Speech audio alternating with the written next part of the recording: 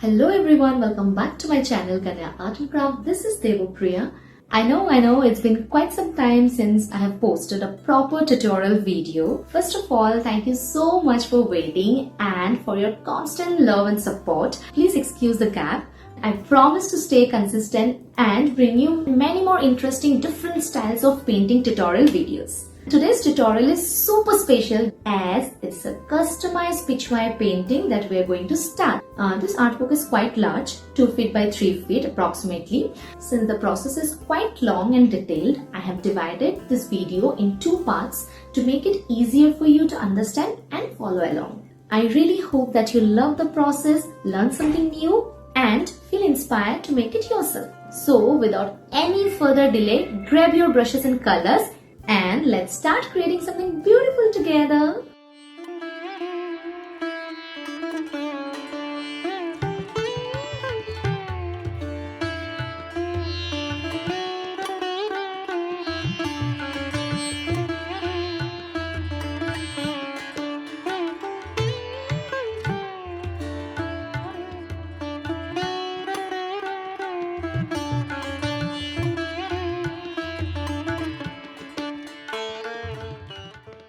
So, to get started, I'm using a canvas roll and cutting the canvas to the size I have planned for this painting. I usually leave about 2 to 3 inches extra on all 4 sides. This really helps later when it's time for framing. Here I'm using this thick gesso, applying it on the canvas using a palette knife. 1 or 2 layers of gesso is required to prepare the canvas for painting. It will give a smooth finish on the canvas surface. Now I'm blending it with a brush. After drying, I'm placing brown color carbon paper on the canvas. I have already planned out the design and created the sketch on a paper, keeping it the same size as the canvas. As you can see, I have already started working on the background. I have kept the color palette for this painting very soft and subtle. For this part of background, I am using a very gentle beige tone. To apply the color, I am using flat brush number 6. This is just the first layer. After this layer dries, I will apply one more layer of the same shade on the background.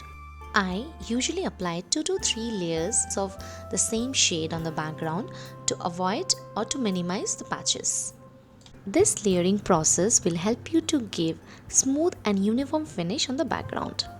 So, this is how it looks after the third layer. Moving on to our next step. For the leaves, I am using light sap green. To prepare the exact shade, you need to mix a lot of chrome yellow with sap green. The ratio would be 3:1, 3 portion of yellow and 1 portion of sap green. Applying this light green color on the leaves using round brush number 6. I'll follow the same layering process for the leaves as well. After the first layer dries, I will apply one more layer of the same shade on the leaves to minimize the patchiness. As you can see, the color on the leaves are looking very smooth and uniform after 2 to 3 layers.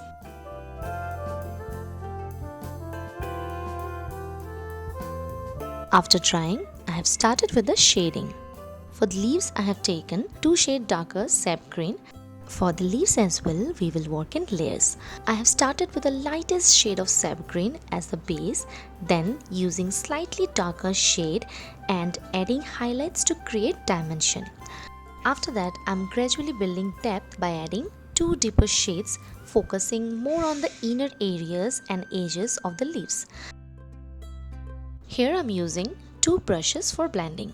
I am using brush number 2 for applying the color and I am using round brush number 4 or 5 to blend the color.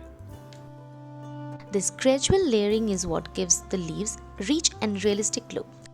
We will follow the same process for painting all the leaves.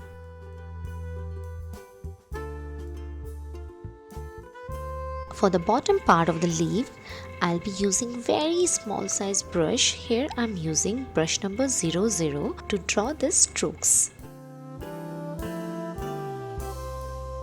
I will gradually add strokes of 2 different hues of the same shade to add depth on the bottom part of the leaf.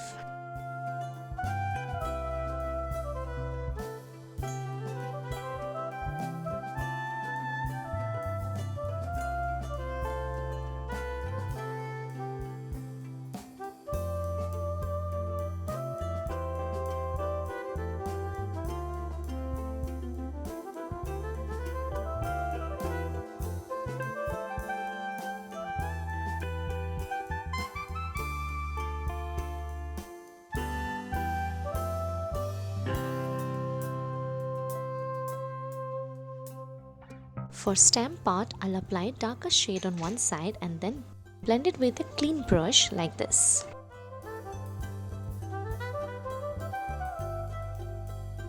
Now I have started applying base coat on the lotus. I'm using the lightest shade of pink.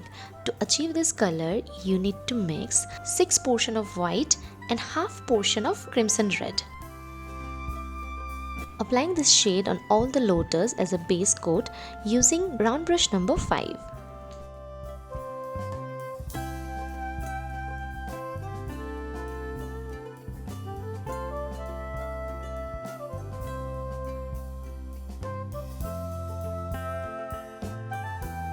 Now I'm adding a little more crimson to the light pink shade to create slighter dipper tone. Using this darker value, I am applying these fine line strokes on the lotus petals, focusing only on the upper areas.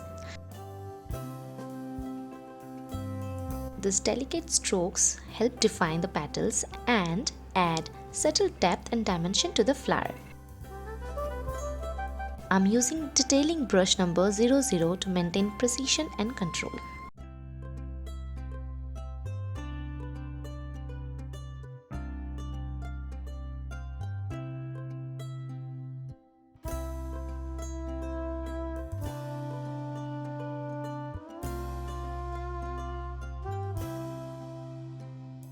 Now I am adding a little more crimson red to the previous shade to make it slightly richer.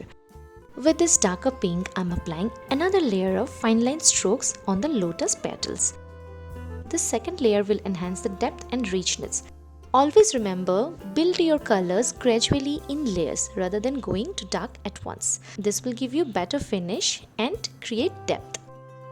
Now I have taken the slight teal blue shade and applying the shade inside the arc design using flat brush number 6.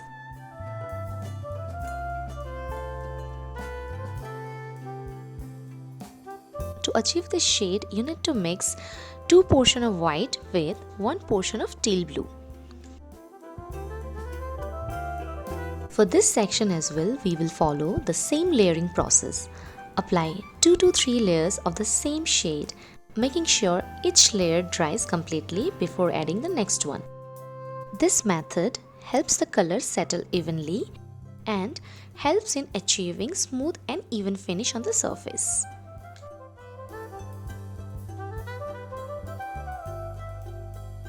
Here I am applying the first layer. Gradually after drying, I will apply second and third layer.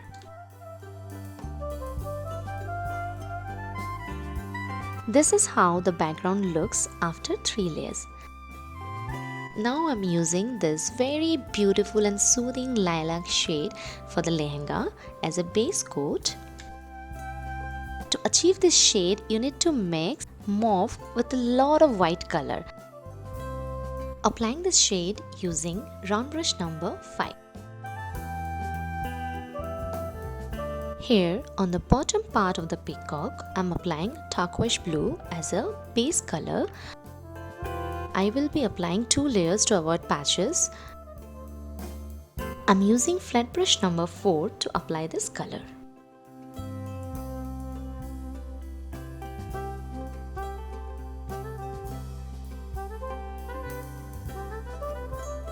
On the upper part of the peacock, I am applying rich cerulean blue as the base.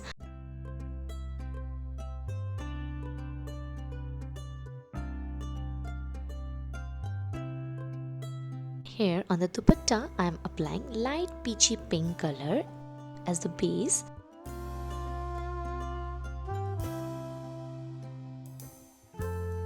here comes the border. I'm applying rich golden color on the border. I have kept half-inch border on all 4 sides and also applying the same golden color on the arch border. Applying this golden shade using flat brush number 4. To minimize patches, I'll be applying 2 to 3 layers of the same golden shade on the border areas.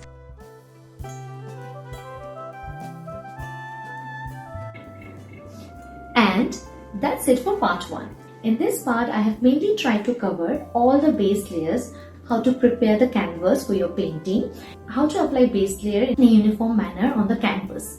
Now, in part 2, we will jump into the real magic: detailing, shading, 3D effects, embossed jewelry work, final finishing and vernishing, and some very useful tips and tricks for you to level up your painting. You don't want to miss the transformation, so stay tuned. Part 2 is coming very soon. Make sure you subscribe to KANYA Art and Craft, keep the notification on, and see you in the next video. Bye-bye.